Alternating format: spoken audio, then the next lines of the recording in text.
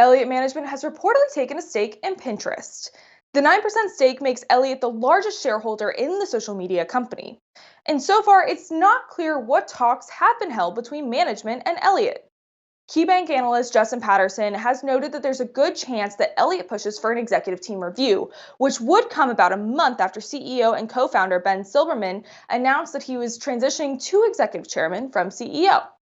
Former Alphabet executive Bill Reddy was tapped to lead the company, and back in 2021, there were reports that PayPal was interested in acquiring Pinterest, though the company later denied a pursuit of Pins.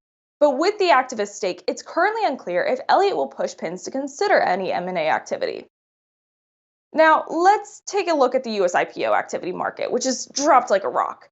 According to FactSet, in 2021, over 1,000 companies IPO'd in the first half of the year, raising roughly $300 billion. Fast forward to 2022, and only 92 companies have taken the IPO route, with about $9 billion raised in the first half of the year.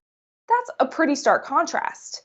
Obviously, the first half of 2022 has been unfavorable to companies planning to go public, with markets in a full-fledged bear market, and of course, the current economic concerns, which includes points such as the high inflationary environment and now probability of a recession.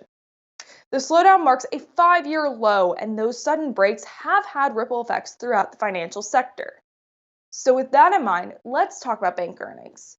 JP Morgan, Citigroup, Wells Fargo, and Morgan Stanley have all reported earnings, and it's been a mixed bag. JP Morgan, Morgan Stanley, and Wells Fargo all missed expectations, with Citigroup being the lone bank so far to beat analyst expectations. The IPO slowdown worked against Morgan Stanley, which did see a 55% decline in investment banking revenue. JP Morgan's investment banking fees also fell over 50%, while Wells Fargo put $580 million to the side in order to cover potential bad loans, showing that the banks are concerned about the current economic environment.